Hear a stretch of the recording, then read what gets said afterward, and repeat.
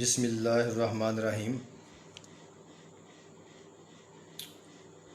جیسا کہ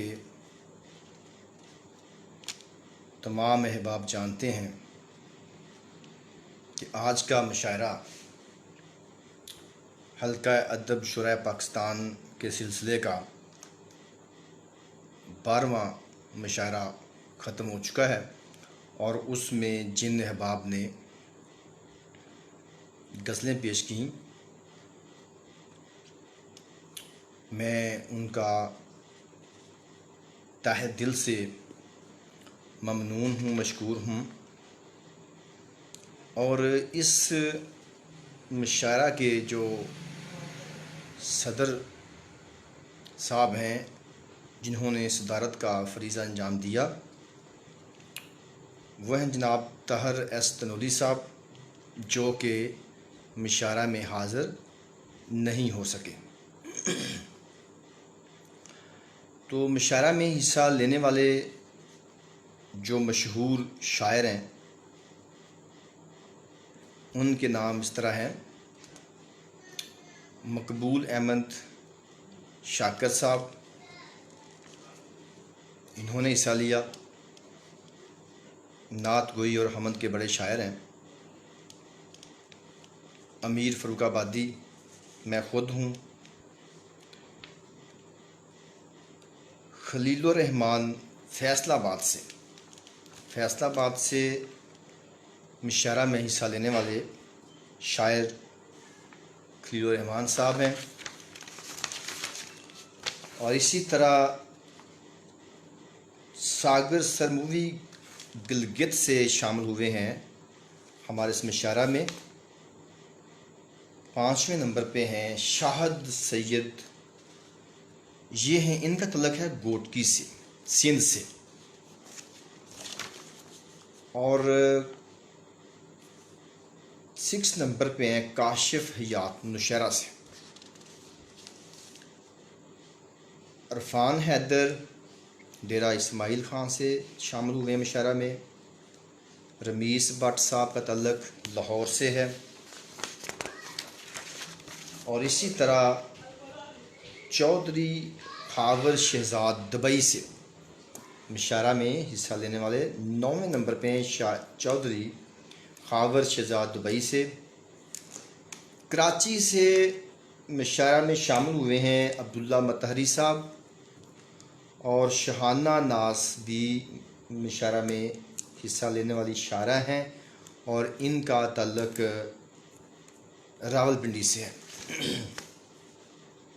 تہمینہ شوکت تاثیر، ان کا تعلق سرگودا سے ہے، اور تصدیق احمد خان اجمیر انڈیا سے ان کا تعلق ہے۔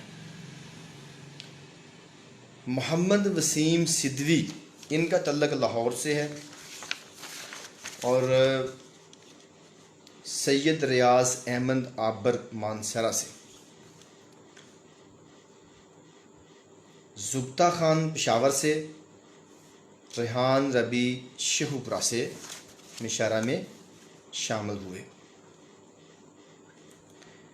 شائستہ کشف ساہیوال سے، فقیر خلیل انجم احمد پور سے، سحر اشفاق شیخوپورہ سے،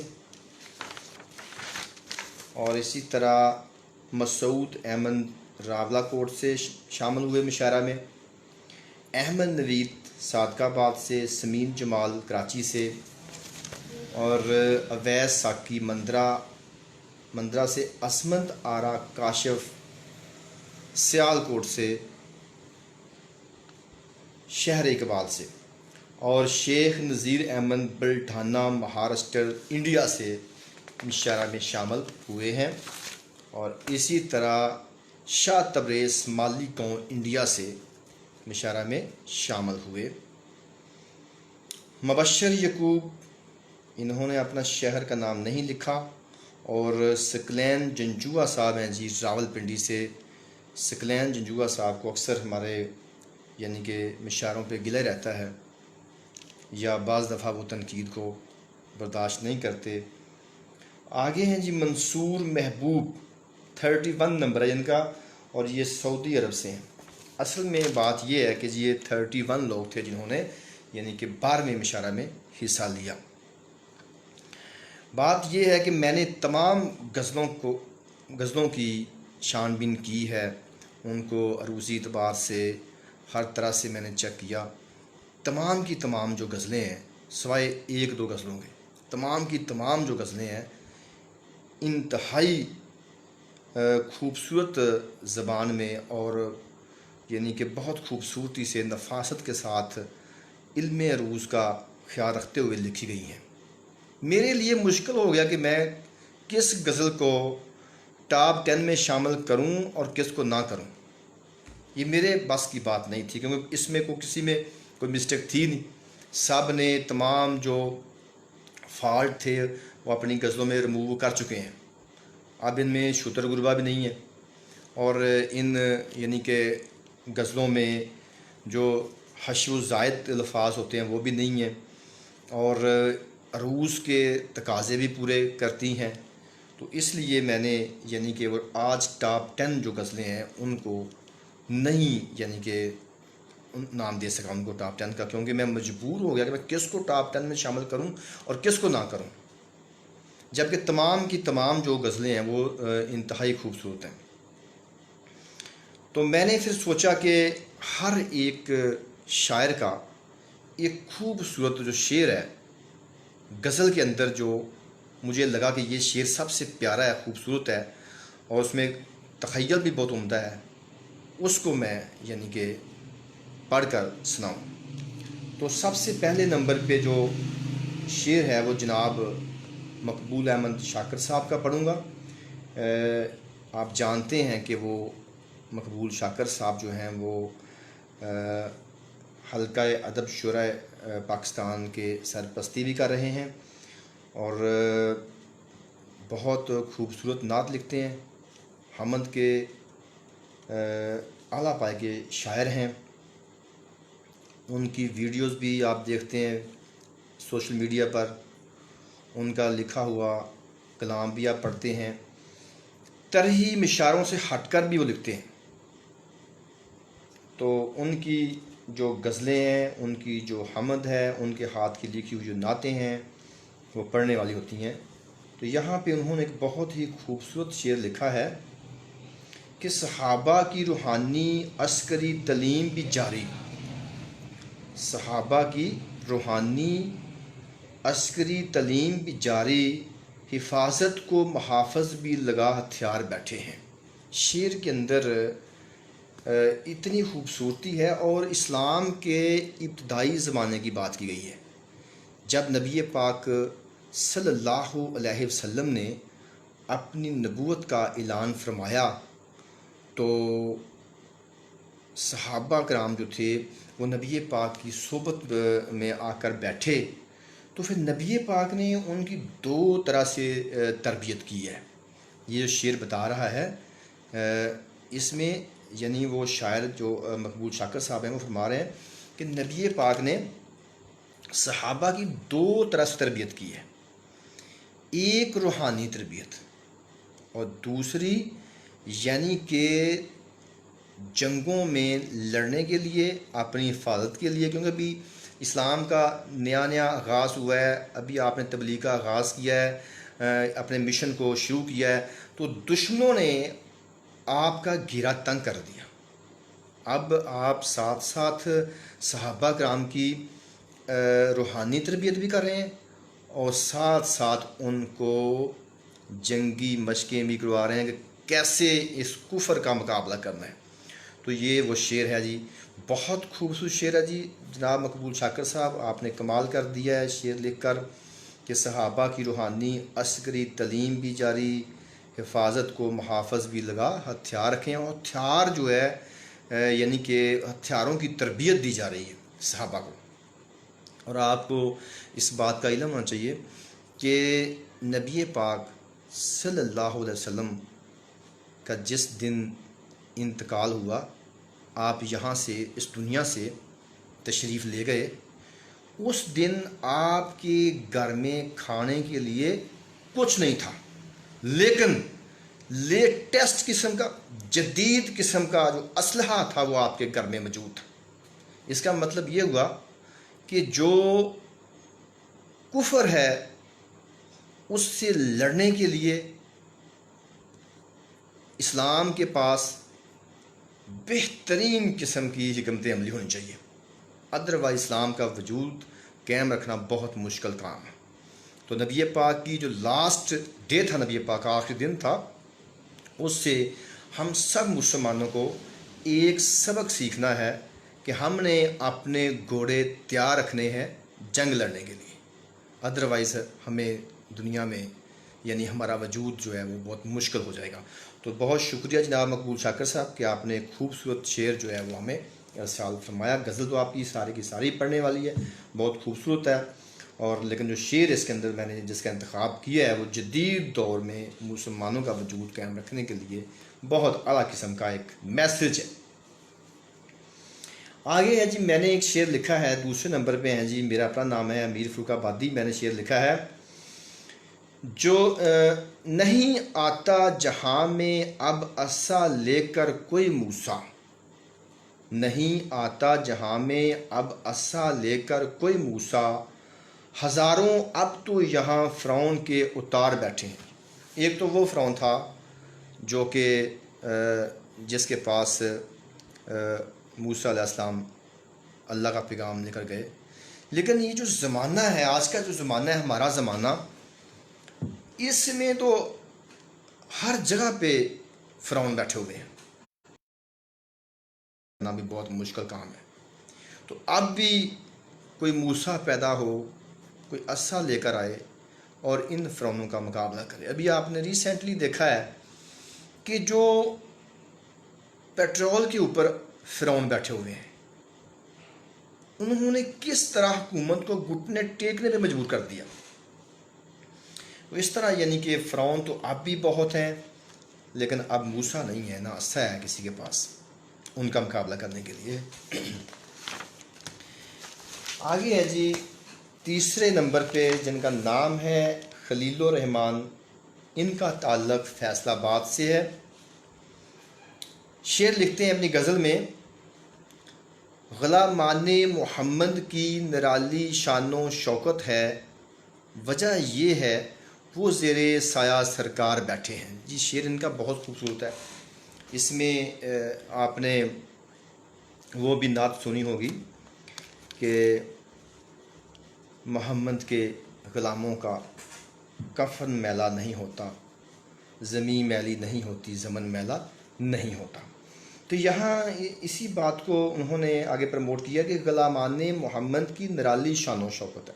دیکھو جی، جو محمد کے غلام ہیں ان کی جو شان و شوکت ہے وہ دوسرے لوگوں سے مختلف ہے، اور اس کی ریزن کیا ہے کہ نبی پاک کے وہ سائے میں بیٹھے ہوئے ہیں، نبی پاک کا ان کے اوپر سایہ ہے، اور وہ نبی پاک کے اپنے آپ کو غلامی میں انہوں نے دیا ہوا ہے، اس لیے جو ان کی شان و شوکت ہے وہ دوسرے جو لوگ ہیں ان سے الگ ہے۔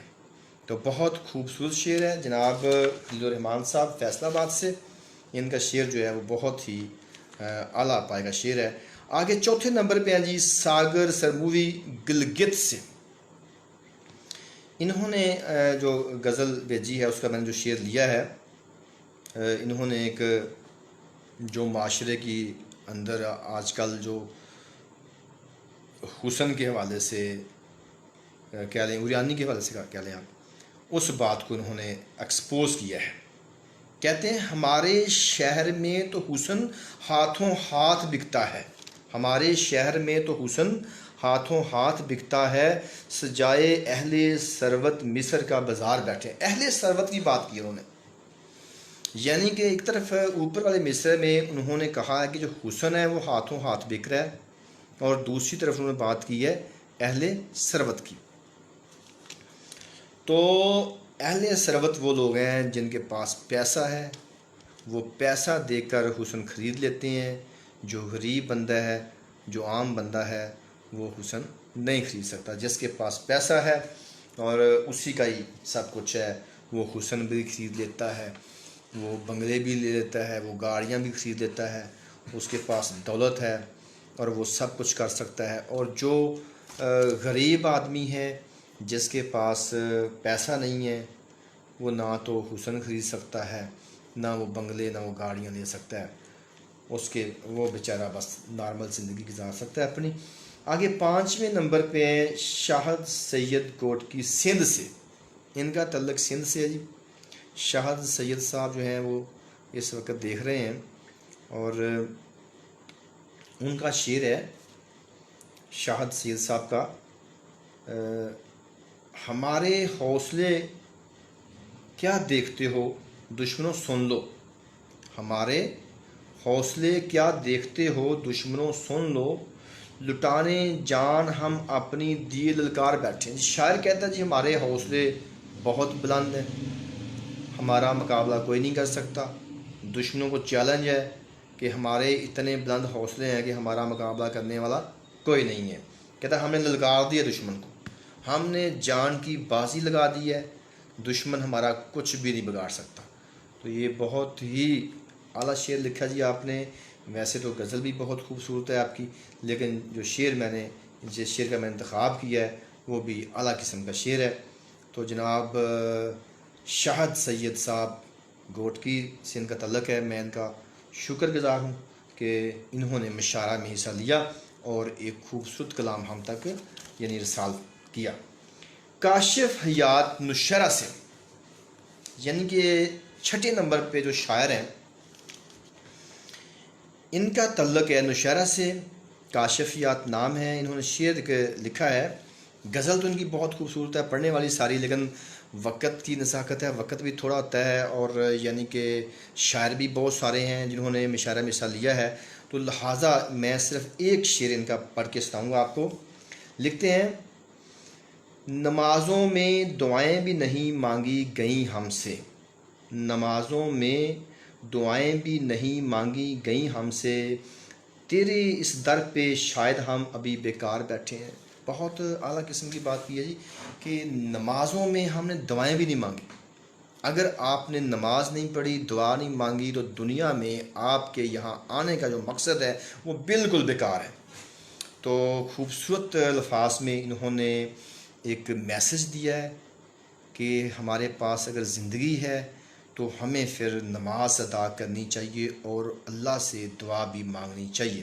اور اگر آپ نے نماز نہیں پڑھی، دعا نہیں مانگی، تو پھر آپ کا دنیا میں آنے کا مقصد بھی بیکار ہے. تو جناب کاشف حیات صاحب آپ کا شکریہ کہ آپ نے مشاعرہ میں حصہ لیا اور خوبصورت پیغام سے ہم کو نوازا. کاشف حیات صاحب دیکھ رہے ہیں. اور آگے جناب آ رہے ہیں 7ویں نمبر پہ عرفان حیدر ڈیرہ اسماعیل خان سے. عرفان حیدر صاحب کا تعلق ڈیرہ اسماعیل خان سے ہیں. بڑے اعلیٰ تعلیم یافتہ شاعر ہیں اور MSc انہوں نے یعنی کہ کی ہوئی ہے، اور اہل بیت کے بارے میں ان کا کلام سب سے زیادہ مشہور ہے. یعنی کہ سب سے زیادہ یہ جو اپنا قلم اٹھاتے ہیں وہ اہل بیت کی محبت میں لکھتے ہیں. تو عرفان صاحب ایک یعنی کہ اعلیٰ پائے کے شاعر ہیں، خوبصورت الفاظ میں لکھتے ہیں. یہاں پہ انہوں نے بہت پیارا شعر لکھا ہے. غزل تو ان کی بہت لمبی ہے، پڑھنے والی بھی ہے، لیکن ایک شعر سنیں. میرے مالک تو پردہ رکھ ہمارا بخش دے ہم کو، میرے مالک تو پردہ رکھ ہمارا بخش دے ہم کو، تجھے ہی مان کر ستار اور غفار بیٹھے ہیں. ماشاء اللہ جی. انہوں نے اللہ تعالیٰ کی 2 صفات کا ذکر کیا ہے کہ اللہ ستار بھی ہے، غفار بھی ہے، یعنی کہ ہمارے گناہوں پہ پردہ ڈالنے والا ہے. یعنی جو کچھ بھی انسان کرتا ہے اگر اللہ تعالیٰ اس پہ پردہ نہ ڈالے تو بہت پہلے کا دنیا کو وہ ختم کر چکا ہوتا. تو یہاں پہ انہوں نے یعنی کہ اللہ تعالیٰ پہلے مصرے میں انہوں نے کہا کہ میرے مالک، یعنی اللہ کو مالک مان کر پھر آگے کہا کہ ہمیں بخش دے. نیچے کہا کہ تو ستار بھی ہے، غفار بھی، تو پردہ پوشی بھی کرنے والا ہے اور ہمارا یعنی کہ تو ہمیں بخشنے والا بھی ہے. تو انہوں نے بہت ہی خوبصورتی سے یہ شعر لکھا ہے. آگے 8ویں نمبر پہ ہیں جناب رمیز بٹ صاحب، ان کا تعلق لاہور سے ہے. جو انہوں نے غزل لکھی ہے، غزل تو پڑھنے والی ہے، خوبصورت ہے، لیکن جو یہاں شعر ہے وہ پوری غزل میں سے خوبصورت ہے. نہ تیرا جیت پائے دل اگرچہ کی بڑی کوشش، تیری زلفوں تیرے رخسار پہ دل ہار بیٹھے ہیں. یہ بالکل رومانس پر مبنی شعر ہے. شعر بہت خوبصورت ہے، اور شاعر جو ہے وہ اپنے محبوب سے اس نے بڑی کوشش کی ہے اس کا دل جیتنے کی، لیکن اپنے محبوب کا جو دل ہے وہ شاید نہیں جیت سکے. اور انہوں نے ان کی حسن کی بھی تعریف کی ہے، اور یہ کہا ہے کہ اس کی زلفیں جو ہیں وہ اس پہ دل میں نے ہارا ہے، اور ان کے جو رخسار ہیں ان پر میں نے دل ہارا ہے. یعنی محبوب جو ہے وہ خوبصورت ہے، پیارا محبوب ہے، اور اس لیے جو شاعر صاحب ہیں وہ یعنی کہ اپنے محبوب کے حسن کی تعریف بھی کرتے ہیں، لیکن یعنی کہ دل نہیں جیت سکے. یہ شاعر کی یعنی کہ ایک کمزوری سمجھ لیں کہ دل کیوں نہیں جیت سکے. کوشش کرتے ہو جیت لیتے. محبت میں تو بڑی محنت کرنی پڑتی ہے، دھوپ میں جلنا پڑتا ہے، چھت پہ کھڑے ہونا پڑتا ہے، اور بھی کئی کہانی قصے چلانے پڑتے ہیں. آگے ہیں جناب، شکریہ جناب رمیز بٹ صاحب. لاہور میں آپ رہتے ہیں، تو کبھی لاہور میں یہ کرونا کا جب موسم ختم ہوگا، یہ جو رب نے انسانوں پہ ایک عذاب ڈالا ہے یہ ختم ہوگا، تو پھر آپ لاہور میں ایک مشاعرہ رکھیں اور تمام تنظیم کے جتنے ممبران ہیں ان کو وہاں دعوت دیں. اور لاہور میں اگر ہم مشاعرہ کریں گے تو انشاءاللہ آپ کا جو محبوب ہے جس کا آپ دل نہیں جیت سکے اس کو بھی مشاعرے میں دعوت دیں شرکت کی. آگے ہیں جی جناب چودھری خاور شہزاد دبئی سے، دبئی بیٹھے ہوئے ہیں جناب، اور انہوں نے مشاعرہ میں شرکت فرمائی ہے. اور شعر جو انہوں نے ہمیں دیا ہے وہ سنیں. غزل تو بہت خوبصورت ہے، پڑھنے والی ہے. یوں ہی چمکا نہیں چہرہ بے وجہ میرا زمانے میں، یوں ہی چمکا نہیں چہرہ، یعنی کہ یوں ہی چمکا نہیں چہرہ بے وجہ میرا زمانے میں، مدینے کے میری رگ رگ میں جو انوار بیٹھے ہیں. اور شاعر نے پیاری بات کی ہے کہ میرا چہرہ جو ہے، جو میری دنیا میں شہرت ہے، وہ ایسے نہیں ہے. وہ شاعر صاحب فرما رہے ہیں کہ میں نے مدینے کے انوار دیکھے ہوئے، یعنی کہ مدینے کے انہوں نے مدینے کے جو انوار ہیں، جو مدینے کی رونقیں ہیں، جو مدینے اس سے شاعر کہتا ہے کہ میں نے استفادہ کیا ہوا ہے، اس لیے میرا چہرہ جو ہے روشن ہے اور زمانے میں مجھے لوگ جانتے ہیں. تو ماشاءاللہ جی چودھری خاور شہزاد دبئی سے انہوں نے یہ شعر لکھا ہے اور بہت خوبصورت شعر ہے. اور آگے ہیں جناب عبداللہ مطہری صاحب کراچی سے، بہت ہی کہ سلجھے ہوئے انسان ہیں، خوبصورت لکھتے ہیں، اعلیٰ قسم کا ان کا کلام ہوتا ہے. اور انہوں نے ہمیشہ ایک سلجھی ہوئی شاعری کی ہے، اور گروپ میں تنظیم میں ایکٹیو ممبر کی حیثیت سے یعنی کہ ان کا شمار رہتا ہے، اور ہر مشاعرہ میں شرکت فرماتے ہیں، اور ہماری تنظیم کے بڑے ایکٹیو ممبر ہیں. شعر لکھا ہے، کھلے ہیں بعد ایک مدت پہ پنہاں راز اب زاہد، زمانے بھر کے طاقتور بہت لاچار بیٹھے ہیں. کھلے ہیں بعد ایک مدت پہ پنہاں راز اب زاہد، زمانے بھر کے طاقتور بہت لاچار بیٹھے ہیں. لو انہوں نے پوری جو حقیقت ہے اس زمانے کی جو وبا پھیلی ہے، جو کرونا آیا ہے، اور اس حقیقت کو انہوں نے عیاں کیا ہے کہ بڑے بڑے جو اپنے آپ کو طاقتور سمجھتے تھے، بڑے بڑے جو سرخاب بنے ہوئے تھے، بڑے بڑے فنکار بنے ہوئے تھے، ان کو بڑے دعوے تھے سائنس کے، اور ان کو بڑا دعویٰ تھا کہ ہم یہ کریں گے وہ کر دیں گے. لیکن دیکھیں جو خدا نے ایک وبا بھیجی ہے، اس کے سامنے سارے کے سارے بے بس ہیں. کسی کا کوئی بس نہیں چلتا اس وبا کے سامنے، یعنی سب کے سب جو ہیں وہ ہتھیار پھینک دیے انہوں نے. تو اللہ تعالیٰ کا مقابلہ کرنا بہت مشکل ہے. دیکھیں مالک ہے، خالق ہے، رازق ہے. انہوں نے اللہ نے زمین آسمان پیدا کی، تو کیسے کوئی مقابلہ کر سکتا ہے؟ منہ کی زبان سے جو مرضی کہتے رہے، لیکن اللہ تعالیٰ کی لاٹھی بے آواز ہے. اس کو چیلنج نہیں کر سکتا۔ اور یہ زمانے کے جو فرعون تھے، بڑے بڑے مگرمچھ، بڑے بڑے وہ بنے ہوئے ہیں، یہ امریکہ جیسے اور یہ وہ، اور انہوں نے دیکھیں اب کہاں گئی طاقتیں ان کی۔ اللہ کی طاقت کے سامنے کسی کی کوئی طاقت نہیں ہے۔ تو جناب عبداللہ مطہری صاحب، بہت شکریہ آپ کو کہ آپ نے مشاعرہ میں شرکت فرمائی۔ آگے 11ویں نمبر پہ ہیں جی شاہانہ ناز، ان کا تعلق راول پنڈی سے ہے۔ بہت ہی خوبصورت لکھنے والی شاعرہ ہیں، اور انہوں نے ہمیشہ صاف ستھری شاعری کی ہے، کوئی نہ کوئی شاعری کے اندر درس ضرور دیتی ہیں۔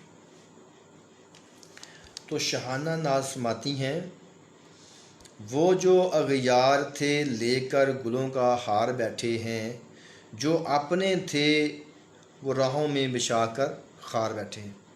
یعنی فرما رہی ہیں کہ جو غیر ہیں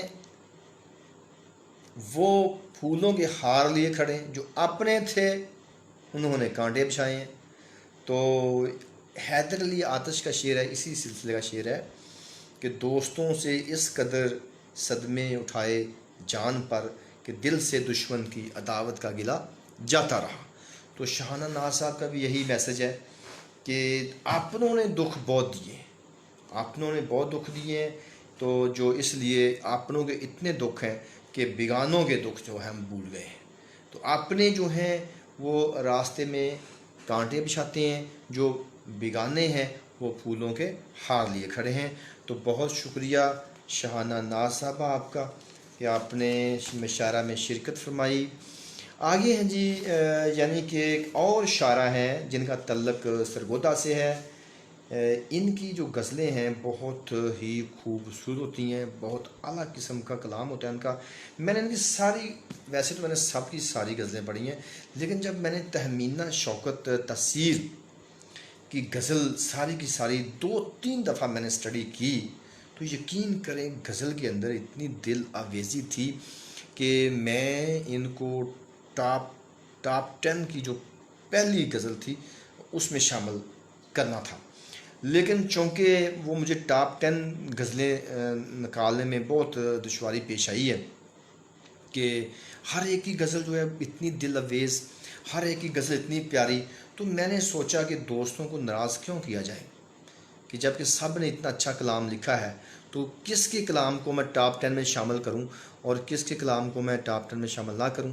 تو تہمینہ شوکت تاثیر سرگودا سے ان کا تعلق ہے، ابھی دیکھ رہی تھیں یہ شاید چلی گئی ہیں۔ تو شعر ہے ان کا، تو بخشے گا ہمیں بھی اے محمد مصطفیٰ کے رب، تو بخشے گا ہمیں بھی اے محمد مصطفیٰ کے رب، تیرے در پہ لیے امید میں خار بیٹھے ہیں۔ بہت عمدہ قسم کا انہوں نے میسج دیا ہے، اور یہ فرمایا ہے کہ یعنی کہ یہاں پہ وہ مخاطب ہیں اللہ تعالیٰ سے کہ اے محمد کے رب آپ ہمیں بخش دیں گے، اور نیچے والے شعر میں انہوں نے جو لفظ استعمال کیا مے خار کا، وہ ایکچولی ایک سمبل کے طور پہ استعمال کیا ہے، یعنی کہ اس میں عام جو گناہ گار لوگ ہیں وہ شامل ہیں۔ تو تہمینہ شوکت تاثیر صاحبہ نے سرگودا سے جو یعنی کہ جن کا تعلق ہے بہت اعلیٰ کلام لکھا ہے، اور اللہ سے مخاطب ہے کہ اے یعنی کہ تو بخشے گا ہمیں بھی اے محمد کے رب، تیرے در پہ لیے امید میں خار بیٹھے۔ تو ظاہر ہے جی گناہ گار لوگ کدھر جائیں گے، وہ محمد کے نبی پاک صلی اللہ علیہ وسلم کے رب سے ان کو بھی امید ہے۔ تو اصل میں ہمارے پاس ہے ہی کیا ہے، ایک امید تو ہے ہمارے پاس اور کچھ نہیں ہے۔ ہم جو مسلمان ہیں بے عمل مسلمان ہیں، صحیح معنوں میں تو ہم مسلمان بھی نہیں ہیں، اور بے عملی نے ہمیں ویسے مار دیا ہے۔ تو اس لیے اب ایک امید ہے کہ ہم محمد کی امتی ہیں اور محمد کے جو رب ہیں وہ ہم کو بخش دیں گے۔ تو یہ جو اس کی دعا ہے تہمینہ شوکت تاثیر کی، بہت خوبصورت یعنی کلام ہے، اور वैसे भी नबी पाक रहमतुल आलमीन है और उनसे तो हर एक को रहमत की उम्मीद है। और नबी पाक जो है वो हमारी शफात भी फरमाएंगे अल्लाह ताला से, हम गुनाहगारों की। तो अल्लाह ताला से दुआ है कि हम सबको यानी कि हम पे रहमत करें। आगे हैं जी तस्दीक अहमद ख़ान अजमेर इंडिया से, इनका तल्लक है जी हिंदुस्तान से। तो तस्दीक अहमद ख़ान अजमेर से तो पाकिस्तान में मोहब्बत करने वाले बड़े लोग हैं। अजमेर शरीफ से बहुत से जो बुज़ुर्ग हैं आई थिंक कि उनका तल्लक जो है वो अजमेर शरीफ से है। हम इसको अजमेर नहीं बोलते, हम इसको अजमेर शरीफ बोलते हैं। तो जनाब तस्दीक साहब, आप एक पाकिस्तान के जो बहुत सी अवाम है उनके हवाले से आपके मुक़द्दस शहर में बैठे हुए हैं। तो आपने एक शेर लिखा है, तरक्की इसको ही कहते हैं क्या ए मुल्क के रहबर, तरक्की इसको ही कहते हैं क्या ए मुल्क के रहबर, न जाने कितने घर में हो नौजवान बेकार बैठे हैं। फिर सुन लें, तरक्की इसको ही कहते हैं क्या ए मुल्क के रहबर, न जाने कितने घर में नौजवान बेकार बैठे। ये जी देखो, ये जो तस्दीक अहमद ख़ान है इनका तल्लक हिंदुस्तान से है, हमारा तल्लक पाकिस्तान से है। इनको भी वही मसला दरपेश है जो यहाँ हमारे यहाँ, यानी कि इनके मुल्क के अंदर भी बेरोज़गारी है। पढ़े लिखे नौजवान जो हैं वो बेरोज़गार हैं, उनके पास रोज़गार नहीं है। इसी तरह हमारे यहाँ भी यही सूरत हाल है। हमारे यहाँ भी बहुत से पढ़े लिखे लोग हैं, मज़दूर भी हैं, जिनको कोई काम नहीं मिल रहा। और हिंदुस्तान की भी यही सूरत हाल है कि वहाँ पर भी बहुत से जो लोग हैं पढ़े लिखे भी हैं, अनपढ़ भी हैं, मज़दूर भी हैं, सब कुछ, लेकिन बेरोज़गार हैं, उधर रोज़गार नहीं है। तो ये उन्होंने सवाल किया है, और मोदी साहब से सवाल किया ना कि मोदी साहब ये बताओ कि ये क्या हुकूमत है आपकी कि इधर यानी कि रोज़गार नहीं है, नौजवान जो हैं वो बेचारे बेकार फिर रहे हैं, और क्या इसे हुकूमत कहते हैं? वो पूछ रहे हैं, सवाल कर रहे हैं कि ऐसी हुकूमत होती है, ऐसी रहबरी होती है कि नौजवान जो हैं वो उनके पास कोई रोज़गार ना हो। तो ये जी हमारा पैगाम है मोदी साहब के नाम कि अपने मुल्क में रोज़गार का इंतज़ाम करें। अच्छा जी, बहुत शुक्रिया तस्दीक अहमद ख़ान आपका कि आपने खूबसूरत गज़ल साल फरमाई है, बहुत प्यारी है, पढ़ने वाली है।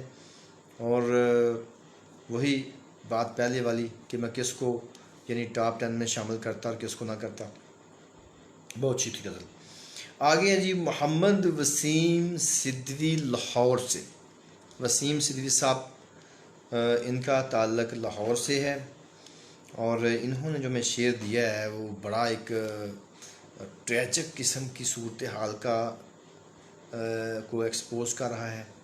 शेर खूबसूरत है, और जो मौजूदा दौर के बड़े बड़े जो समझते हैं अपने आप को कि हम अल्लाह के बंदे हैं और हमारी अल्लाह के यहाँ चलती है और हम कुछ भी कर सकते हैं, उनके बारे में लिखा है तुम्हें लोगों जो देते थे शफा दो चार फूंकों से, तुम्हें लोगों जो देते थे शफा दो चार फूंकों से, वबा के खौफ से वो भी हुए लाचार बैठे हैं। लो जी, बहुत से पाकिस्तान में ऐसे अदारे बने हुए हैं जहाँ पे फूंकें मारी जाती हैं और वो फूंकों से इलाज करते हैं, लेकिन ये जो कोरोना है इसने सबके भेद खोल दिए। तो सिद्दीकी साहब का शेर इसी बात को एक्सपोज कर रहा है, बहुत प्यारा शेर है कि अच्छा सिद्दीकी साहब, मैं आपसे इस बात पे मुखातब हूँ कि ये जो दौरे हाज़िर है ना, ये पाकिस्तान के अंदर एक नया शायर है अफ़कार अलवी साहब, मैं उनसे बड़ा मुतासर हूँ। मतलब कि उनकी जो नज़म है मुर्शद, उन्होंने उससे बड़ी शोहरत पाई और वाकई पढ़ने वाली है। उसके अंदर वो शेर लिखते हैं, मुर्शद दुआ छोड़ तेरा पोल खुल गया, मुर्शद दुआ छोड़ तेरा पोल खुल गया, تو بھی میری طرح، تیرے بس میں کچھ نہیں۔ تو یہ سدھوی صاحب آپ کا شعر بھی اسی بات کو ایکسپوز کرتا ہے۔ تو بہت شکریہ جناب محمد وسیم سدھوی صاحب، آپ نے یہ خوبصورت غزل ہمیں ارسال فرمائی، اور ہم نے اس میں سے ایک شعر جو ہے ہمیں اچھا لگا، ہم نے اس کو پڑھ کے سنایا ہے۔ تو ایک بار پھر شکریہ کہ آپ ہمارے مشاعروں میں شرکت فرماتے رہتے ہیں۔ آگے ہیں جی 15ویں نمبر پہ سید ریاض احمد عابر مانسہرہ سے ان کا تعلق ہے۔ تو یہ کہتے ہیں کہ سبھی مسلم بھٹک کر رہ گئے یہاں اپنے مقصد سے، انہیں رستہ دکھانے اب میرے اشعار بیٹھے ہیں۔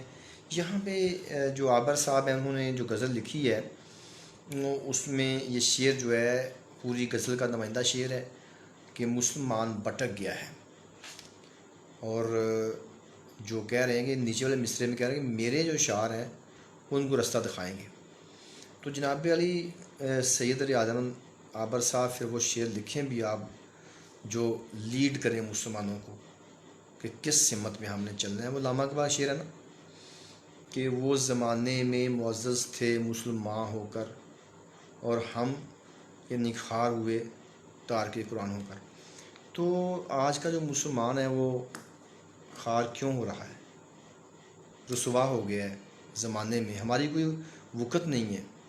باہر کے ملکوں میں آپ نے دیکھا ہے کہ ہمارے جو سربراہ ہیں وہ جاتے ہیں تو ان کی تلاشی لی جاتی ہے، کپڑے اتار دیے جاتے ہیں۔ تو اس طرح یعنی کہ ہماری رسپیکٹ نہیں رہی معاشرے میں۔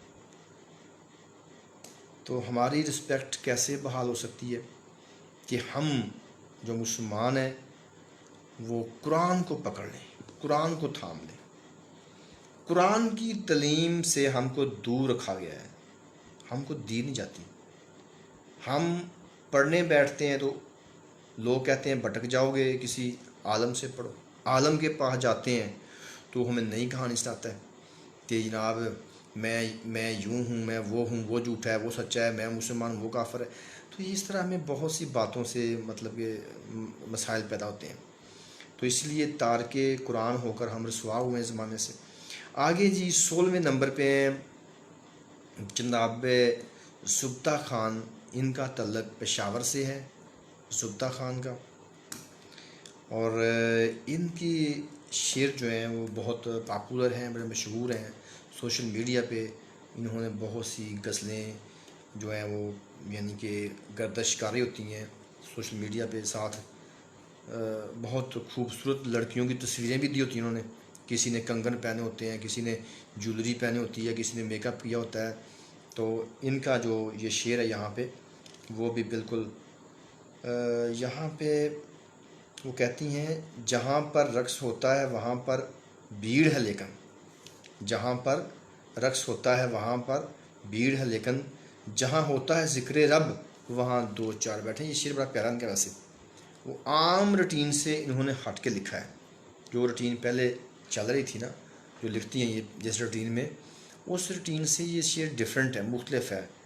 تو کہہ رہے ہیں کہ جہاں جس طرف اللہ کا ذکر ہے وہاں بہت دو چار لوگ بیٹھے ہیں، اور جس طرح رقص ہو رہا ہے، ڈانس ہو رہا ہے، وہ نرگس وغیرہ، وہ مہک ملک وغیرہ جو جہاں ڈانس کر رہی ہیں، تو وہاں پر بے شمار لوگ ہیں، روپیہ بھی نشاور کر رہے ہیں، اور بے شمار لوگ بیٹھے ہوئے ہیں۔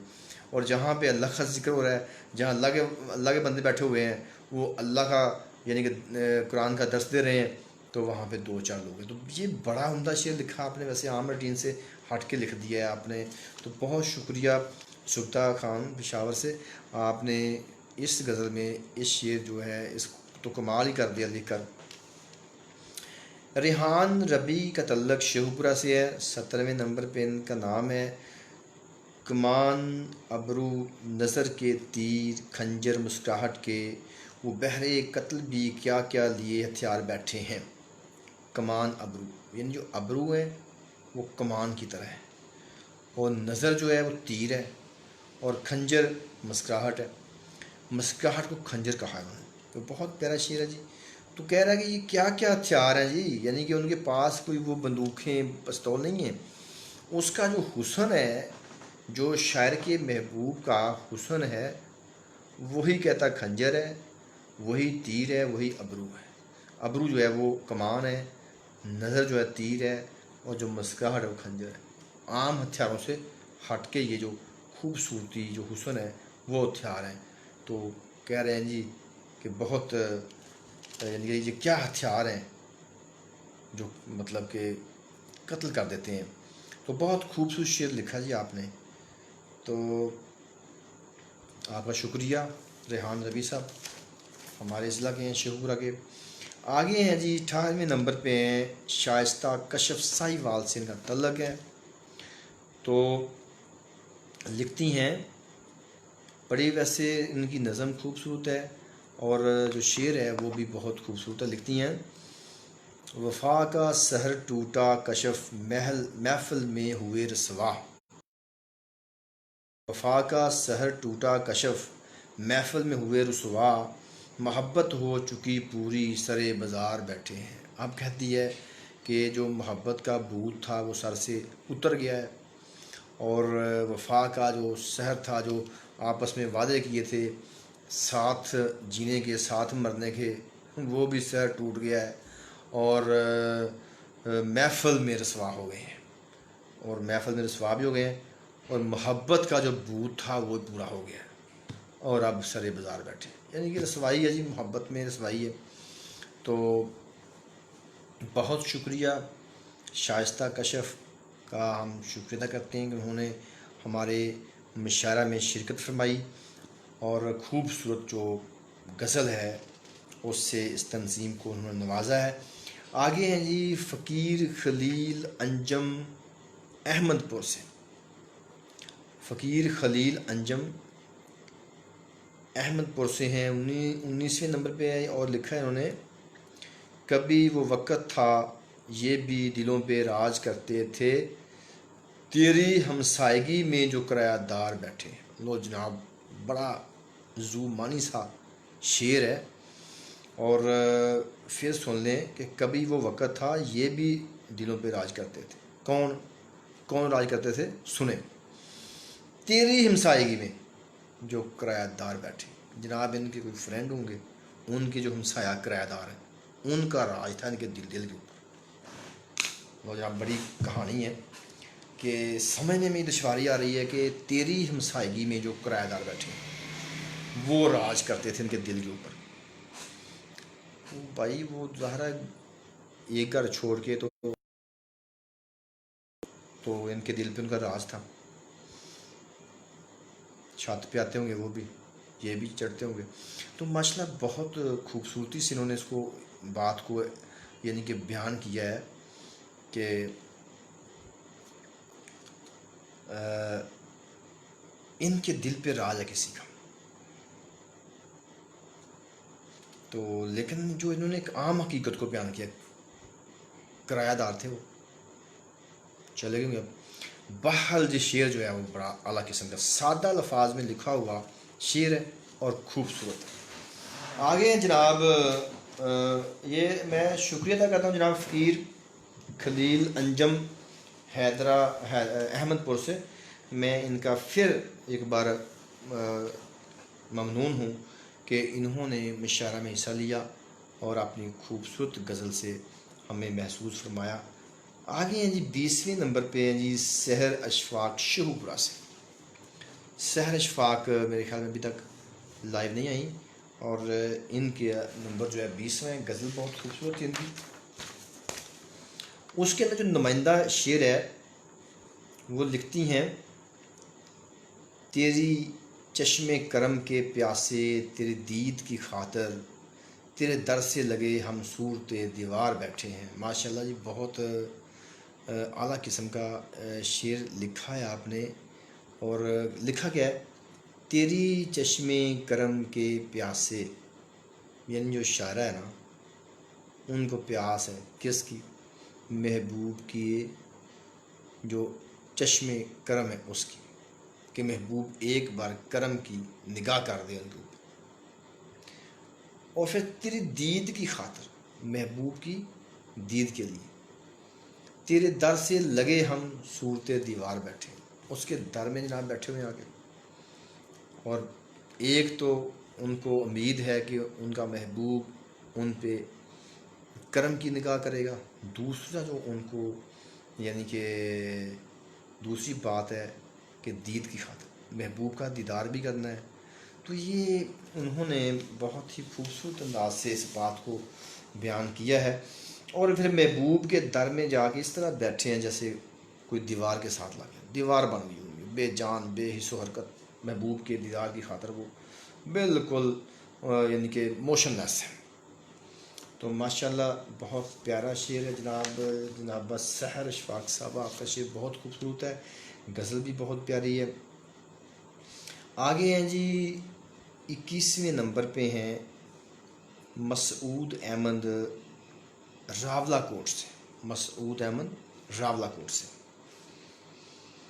شعر لکھتے ہیں, ستارے راستے تکتے رہے ہیں رات بھر اس کے, یعنی کہ ستارے راستے تکتے رہے ہیں رات بھر اس کے, ارے خدا ارے چندہ کہاں ہو رہ نشیں بیدار بیٹھے.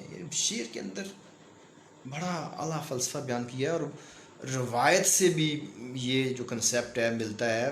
بہت سے اور بھی شاعر ہیں, غالب تقی جیسے جنہوں نے ایسے جو کنسیپٹ ہیں وہ اپنی شاعری میں لکھے ہیں. تو پھر میں سناتا ہوں آپ کو. ستارے راستے تکتے رہے ہیں رات بھر اس کے, ارے چندہ کہاں ہو راہ نشیں بیدار بیٹھے. پوری رات شاعر جو ہے اپنے محبوب کی محبت میں جاگتا رہا ہے, ٹھیک ہے. اور کیا راستہ دیکھ رہے ہیں چندہ کا, اور بڑا خوبصورت ستارہ استعمال کیا ہے, چندہ کہہ کے پکارا اس کو. اور ویسے یہ ایک بات ہے کہ ہم مردوں نے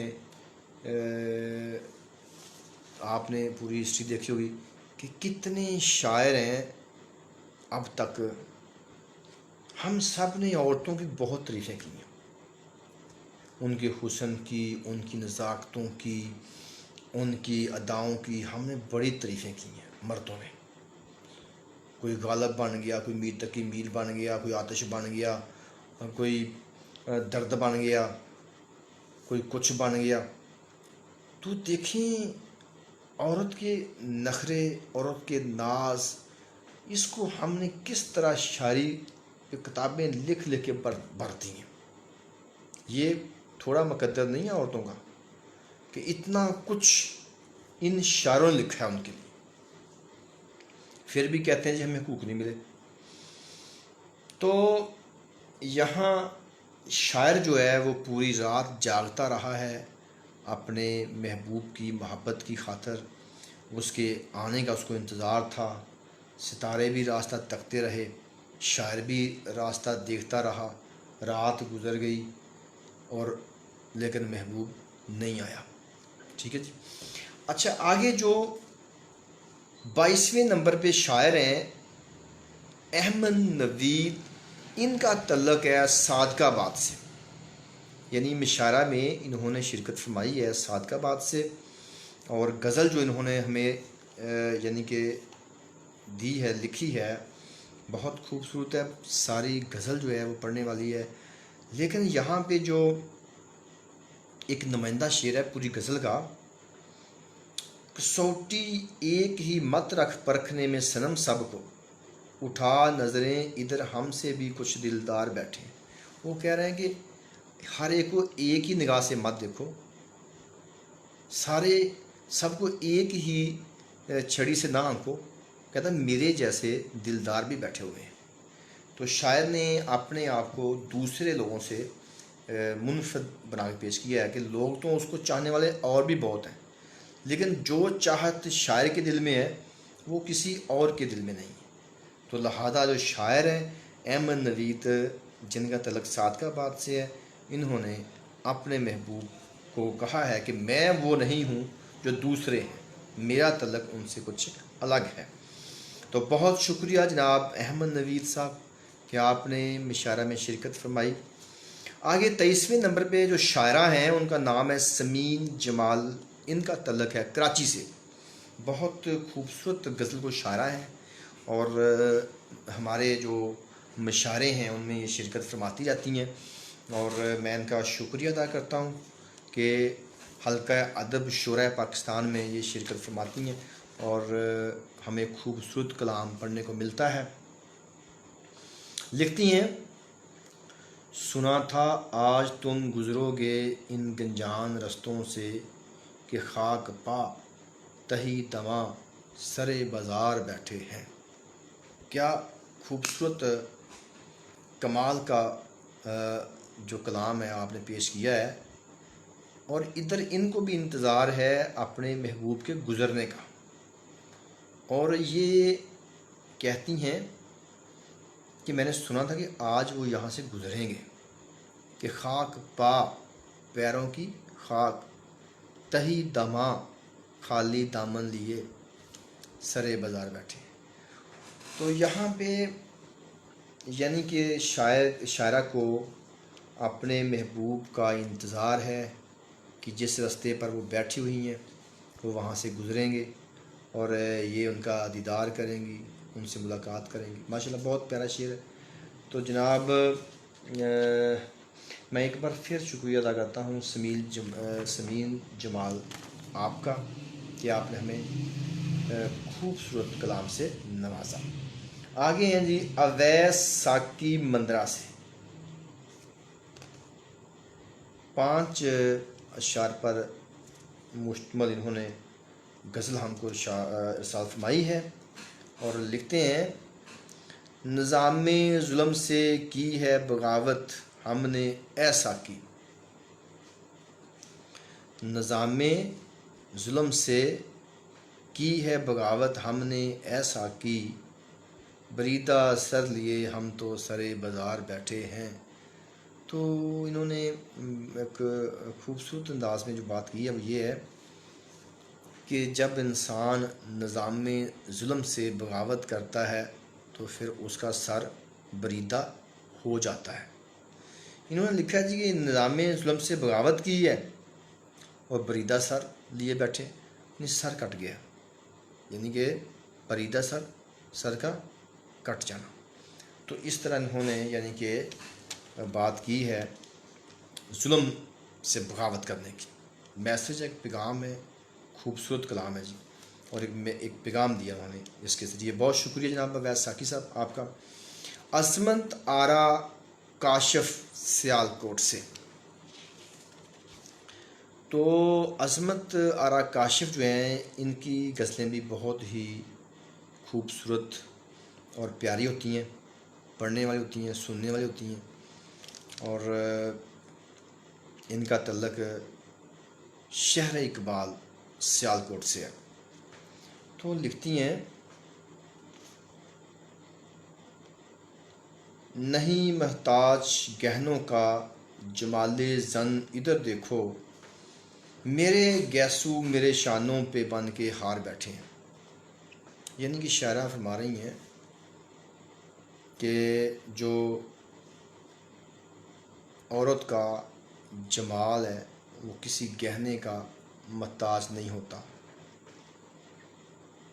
تو یہاں پہ پھر اس کا عورت کا گہنا کیا ہے، وہ کہہ رہے گیسو، میرے گیسو شانوں پہ باندھ کے ہار بیٹھے، یعنی گیسو بہت پیارے ہیں۔ اور علامہ اقبال کا بھی شعر ہے، گیسوئے تابدار کو اور بھی تابدار کر، اور گیسو کے حوالے سے ہماری جو بہت سے نغمے گانے اور ہماری جو اردو شاعری ہے وہ بھری پڑی ہے، یعنی کہ زلفوں کے حوالے سے۔ وہ ایک گانا بھی ہے کہ لٹ الجھی سلجا جا رے بالم، میں نہ لگاؤں گی ہاتھ رے۔ تو یہاں پہ انہوں نے یہی بات کی ہے کہ نہیں محتاج گہنوں کا جمال زن ادھر دیکھو، میرے گیسو میرے شانوں پہ بن کے ہار بیٹھے، یعنی کہ جو جمال زن ہے وہ کسی گہنے کا یعنی کہ محتاج نہیں ہے، بلکہ جو زن یعنی عورتوں کے جو گیسو ہیں، جو زلفیں ہیں، جو آنکھیں ہیں، جو وہ ناز کی اس کے لب کی کیا کہیے، پنکھڑی گلاب کی سی ہے وہ ہے، اور اسی طرح یعنی کہ مستی ساری شراب کی سی ہے، وہ میر تقی میر کا شعر ہے۔ تو یہی عورت کا حسن ہوتا ہے، یہی اس کا گہنا ہوتا ہے، کسی گہنا زیور کی ضرورت نہیں ہوتی ان کو، اللہ نے ان کو نیچرلی بہت کچھ دیا ہوتا ہے جن سے وہ مطلب ان کے جمال میں اضافہ ہوتا ہے۔ تو یہاں پہ عظمت آرا کاشف نے یہی بات کی ہے کہ میرے گیسو میرے شانوں پہ بن کے ہار بیٹھے ہیں۔ تو بہت شکریہ عصمت آرا کاشف سیال کوٹ سے ان کا تعلق ہے، ہم آپ کا شکریہ ادا کرتے ہیں کہ آپ ہمارے مشاعروں میں آتی ہیں اور اچھا اچھا کلام ہمیں پڑھنے کو ملتا ہے۔ آگے 26ویں نمبر پہ ہیں شیخ نذیر احمد بلٹانہ مہاراشٹر انڈیا سے۔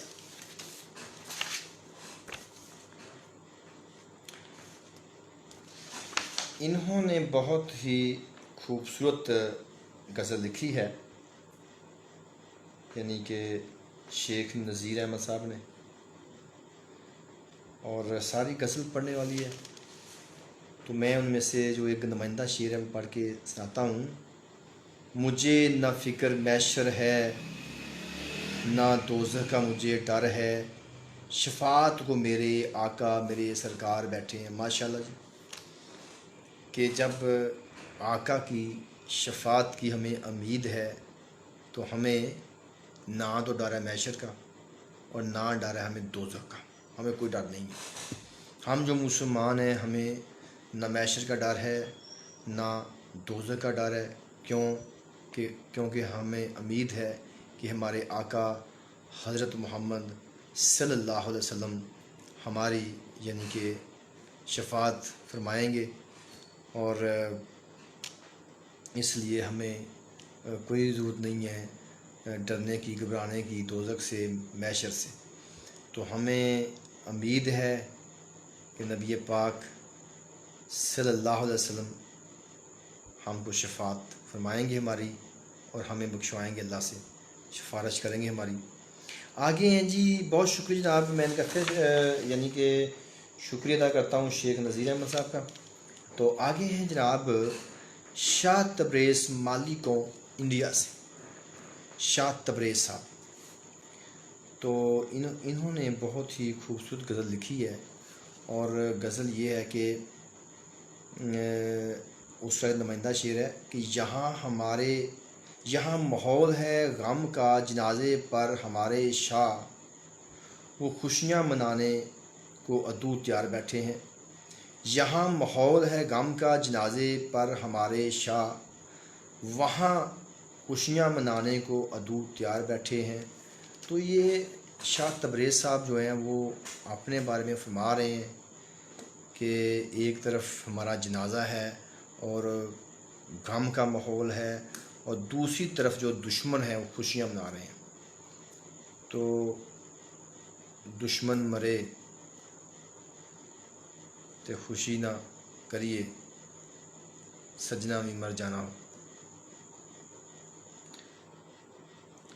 تو یہاں پہ انہوں نے یہی بات کی ہے کہ جو دشمن ہیں وہ خوشیاں منا رہے ہیں۔ تو یہاں پہ جو یعنی کہ اس میں آپ جو جنازے کا لفظ ہے اس کو ایک سمبل سمجھ لیں، دکھوں کی کہانی سمجھ لیں کہ اگر ایک طرف انسان دکھوں میں پھنسا ہو تو دوسری طرف جو یعنی کہ وہ دشمن ہیں وہ خوشیاں منا رہے ہوتے ہیں۔ تو بہت شکریہ جناب شاہ تبریز صاحب، بہت پیارا کلام آپ نے بھیجا ہے، اور مالیگاؤں انڈیا سے آپ کا تعلق ہے، اور ہمیں ہمارے تمام مشاعروں میں آپ شرکت فرماتے رہتے ہیں، ہمیں خوشی ہوتی ہے۔ آگے جی 29ویں نمبر پہ ہیں مبشر یعقوب صاحب۔ انہوں نے 5 اشعار پر مبنی ایک غزل لکھی ہے، غزل خوبصورت ہے، لیکن یہاں جو شعر نمائندہ شعر ہے وہ میں آپ کو پڑھ کے سناتا ہوں۔ نشاط زندگی کیا ہے میں کب کا بھول بیٹھا ہوں، وبا کا خوف ہے پھیلا سبھی بیکار بیٹھے ہیں۔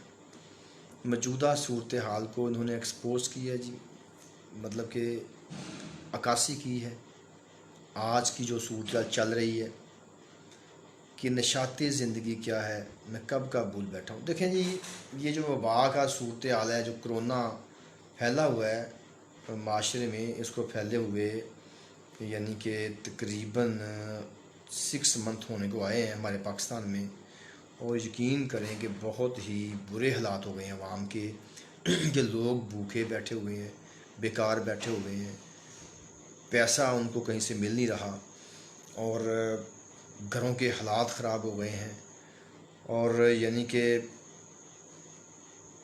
جو یہاں لکھا ہے نشاط زندگی کیا ہے، زندگی کی خوشیاں لوگ بھول گئے ہیں کہ زندگی کی خوشیاں کیا ہوتی تھیں، وہ بھول گئے ہیں۔ تو یہ اللہ سے دعا ہے جی کہ اللہ تعالیٰ سے وبا کو ہم سے دور فرما دے، اور ہماری دوبارہ سے وہ سرگرمیاں جو ہیں وہ بحال ہو جائیں، ہم پھر سے ہم اپنے کاروبار شروع کریں۔ ٹھیک ہے جی، آگے ہیں جناب 30ویں نمبر پہ ہیں سکلین جنجوا راول پنڈی سے، سکلین جنجوا راول پنڈی سے۔ تو شعر انہوں نے لکھے ہیں، تخیل ان کا بڑا خوبصورت ہے، 5 اشعار پہ مبنی غزل بھیجی ہے۔ اس کا پہلا شعر ہی بہت خوبصورت ہے، کمر باندھے ہوئے چلنے کو یہاں سب یار بیٹھے ہیں، پرجوش ہیں چند منظور نظر باقی بیزار بیٹھے ہیں۔ تو یہاں پہ انہوں نے ایک طنز کی ہے کہ جو منظور نظر ہوتے ہیں وہ خوشیاں مناتے ہیں، جو منظور نظر نہیں ہوتے وہ بیچارے بیکار ہو جاتے ہیں۔ تو یعنی کہ یہاں پہ انہوں نے منظور نظر جو لوگ ہیں یہ ہر شعبے ہوتے ہیں، ہو سکتا ہے انہوں نے ہمارے گروپ پر بھی یہ اٹیک کیا، وہ کرتے رہتے ہیں اکثر، میں ان کے جو پڑھتا رہتا ہوں کمنٹ کہ ان کو ذرا یعنی کہ گروپ سے بھی کچھ شکایات ہوتی ہیں، لیکن ہم ایسا نہیں کرتے، ہم کسی کے ساتھ بے انصافی نہیں کرتے۔ آپ دیکھیں کہ پوری تمام کی تمام 31 غزلیں خوبصورت تھیں، تو ہم نے ٹاپ 10 کو یعنی کہ نہیں نکالا۔ کیوں کہ اگر ہم ٹاپ 10 نکالتے ہیں تو بہت سے جو دوست تھے ان کا اعتراض بننا تھا، اس لیے میں نے تمام غزلوں کے نمائندہ شعر جو ہیں وہ پڑھ کے سنا دیے ہیں۔ تو جنجوا صاحب کا شعر بھی میں نے سنا دیا ہے کہ کمر باندھے ہوئے چلنے کو یہاں سب یار بیٹھے ہیں، پرجوش ہیں چند منظور نظر باقی بیزار بیٹھے ہیں۔ تو جناب یہ تو بات درست ہے کہ منظور نظر جہاں بھی ہوتے ہیں وہ پرجوش ہوتے ہیں، اور جو منظور نظر نہیں ہوتے وہ بیزار ہوتے ہیں۔ اور منظور نظر بنتا کیسے ہے؟ چاپلوسی سے۔ یہ محکموں کے اندر مختلف ڈپارٹمنٹس میں مختلف جگہوں پہ کہیں بھی چلے جائیں آپ، تو جہاں جو لوگ چاپلوسی کرنے والے ہیں، خوش آمد کرنے والے ہیں، وہ آگے بڑھ کے منظور نظر بن جاتے ہیں، اور جو لوگ خوش آمدی نہیں ہوتے ان کی کوئی قدر و قیمت نہیں ہوتی۔ آگے جناب منصور محبوب صاحب ہیں، ان کا تعلق سعودی عرب سے ہے۔ تو میں وہ سکلین جنجوا صاحب کا شکریہ ادا کرتا ہوں، انہوں نے ہمیں غزل ارسال فرمائی۔ اچھا جی، منصور محبوب صاحب بہت اچھا کلام لکھتے ہیں، بڑے اعلیٰ قسم کے کلام کے جو باریکیاں ہیں وہ جانتے ہیں، اور خوبصورت الفاظ کا استعمال کرتے ہیں، اور انہوں نے ہمیشہ جب بھی لکھا ہے تو بہت ہی اچھا کلام لکھا ہے۔ ان کی غزلیں پڑھنے والی ہوتی ہیں، ان کے کلام کے اندر دل آویزی ہوتی ہے کہ بندہ اس کو یعنی کہ متاثر ہوئے بغیر نہیں رہ سکتا۔ تو منصور محبوب صاحب جیسے جو جید شاعر ہیں وہ یعنی کہ آپ یوں کہہ لیں کہ صدی کے ایک شاعر ہوتے ہیں۔ یعنی ویسے تو دیکھیں، آپ دیکھ رہے ہیں کہ سوشل میڈیا پہ بڑی دنیا ہے جو شاعر، میں سمجھتا ہوں کہ ہر بندہ ہی شاعر بن گیا ہے۔ پہلے زمانوں میں کبھی کوئی شاعر ہوتا، اس کی دور دور تک شہرت ہوتی، مشہوری ہوتی، وہ پاپولر ہوتا، جی فلاں بندہ شاعر ہے، تو اس کو دیکھنے کی ایک تمنا ہوتی تھی کہ یہ شاعر ہے۔ لیکن آج ایسی صورتحال بدلی ہے کہ every person is a poet, ہر بندہ شاعر بن گیا ہے۔ لیکن پھر بھی ہم ان شاعروں میں سے ایک شاعر چنیں تو وہ جناب منصور محبوب صاحب ہوں گے۔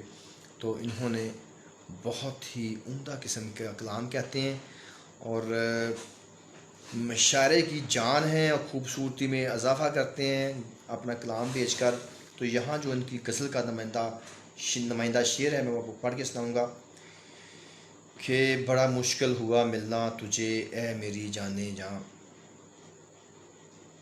جہاں جاؤں وہیں تیرے پیارے دار بیٹھے ہیں. یعنی پھر سن لیں، بڑا مشکل ہوا ملنا تجھے اے میری جانے جاں، جہاں جاؤں وہیں تیرے پیارے دار بیٹھے ہیں. جانے جاں کا تو پھر مطلب یہی ہے کہ جو محبوب صاحب ہیں، محبوبہ ہیں، جن سے یہ ملنا چاہتے ہیں لیکن ان کو ملنا بہت مشکل ہے. اور یہ بات بھی سچ ہے کہ بھئی محبوبوں کو ملنا بڑا مشکل کام ہے، کہ محبوب کے ساتھ ملاقات کرنا سب سے مشکل کام ہے. ان کے ساتھ دل کا اظہار کرنا بڑا مشکل ہے، دل کی بات کہنا ان کے سامنے بہت مشکل ہے. اور اصل میں محبوب بنتا بھی تب ہے نا جن سے ملاقاتیں ہو جائیں، جن کو ملنا آسان ہو، تو وہ محبوب بھی تو نہ ہوتے. تو محبوب تو وہی ہوتا ہے نا کہ جن سے ملنا مشکل ہو. جس سے ملنا آسان ہو وہ کہاں کا محبوب ہوا. محبوب تو وہ ہے کہ جن سے ملنا مشکل ہے. تو وہ فرما رہے ہیں کہ ان سے ملنا بہت مشکل ہے. میں جہاں بھی جاتا ہوں آگے پیرا ہوتا ہے، تو ملوں کیسے. ٹھیک ہے جی. تو جناب آپ کا جو شعر ہے اس نے تو مشاعرے میں جان ڈال دی ہے کہ محبوب سے ملنے کی بات کر کے کہ بہت مشکل ہے، ہر طرف پیرے لگے ہوئے ہیں، تو ملوں تو پھر ملوں کیسے. تو جناب یعنی کہ منصور محبوب صاحب، آپ نے اس شعر کے ذریعے مشاعرے کی رونق کو دوبالا فرمایا ہے. تو میں آپ کا مشکور و ممنون ہوں کہ آپ جیسے بڑے شاعر جو ہیں وہ ہمارے مشاعرہ میں شرکت فرماتے ہیں. تو یہ ہماری ایک عزت افزائی ہے، اور ہماری جو محفل ہے اس کو چار چاند لگانے والے آپ شاعر ہیں. تو میں آپ کا تہہ دل سے مشکور ہوں، اور آپ کا ایک بار پھر شکریہ ادا کرتا ہوں کہ آپ ہمارے ساتھ ساتھ چلتے رہتے ہیں. تو جناب منصور محبوب صاحب، بہت شکریہ آپ کا کہ آپ نے ہمارے لیے، ہمارے مشاعرے کے لیے کلام لکھا. تو یہ تھے جی 31 لوگ جنہوں نے 12ویں مشاعرہ میں شرکت فرمائی. تو میں آپ سب کا شکریہ ادا کرتا ہوں. اور یہ جو لائیو پروگرام ہے اس میں ٹاپ 10 غزلوں کا منصوبہ تھا، لیکن ٹاپ 10 غزلیں نکالنا میرے ایک بندے کے لیے بہت مشکل تھا. میں سوچ رہا ہوں کہ ایک بورڈ بناؤں، اور وہ بورڈ جو ہے وہ غزلوں کا فیصلہ کرے، تاکہ ان کے ووٹنگ جو ہیں وہ مجھے یعنی کہ موصول ہوں، اور پھر وہ 10 غزلیں جو ہیں وہ یعنی کہ یہاں لائیو پروگرام میں پڑھ کے سنائی جائیں. کیونکہ میں ایک جو بندہ ہوں وہ میں فیصلہ نہیں کر سکتا ٹاپ 10 غزلوں کا. یہ تو 10 بندوں کا بورڈ ہم بنائیں گے، اور وہ 10 بندے جو ہیں وہ یعنی ٹاپ 10 غزلیں، جس غزل کے ووٹ زیادہ ہوں گے اس بورڈ میں سے وہ بورڈ جو ہے وہ اپنی رائے کا اظہار کرے گا، اور پھر ہم اس بورڈ کے ذریعے ٹاپ 10 غزلوں کا فیصلہ کریں گے. کیونکہ میں خود پریشان ہو گیا ہوں کہ میں کیسے ٹاپ 10 غزلوں کا فیصلہ کروں. میرے تو نگاہ میں تمام کی تمام غزلیں بہت خوبصورت تھیں، ان میں کوئی فالٹ نہیں تھا، اچھی لکھی ہوئی تھیں، نہ ان میں شتر غربہ تھا، نہ ان میں کوئی وہ تنافر حروف رہا ہے اب، اور نہ ان میں کوئی اور جو نقائص ہوتے ہیں شاعری کے وہ تھے. تو تمام کی تمام جو غزلیں تھیں وہ پیاری تھیں، اس لیے میں ٹاپ 10 نہیں نکال سکا. تو میں اب یہ پروگرام جو ہے ختم کرتا ہوں. تو جاتے جاتے امیر فرقہ آبادی کا حلقہ ادب شورائے پاکستان کے تمام ممبران کو سلام پہنچے. خدا حافظ.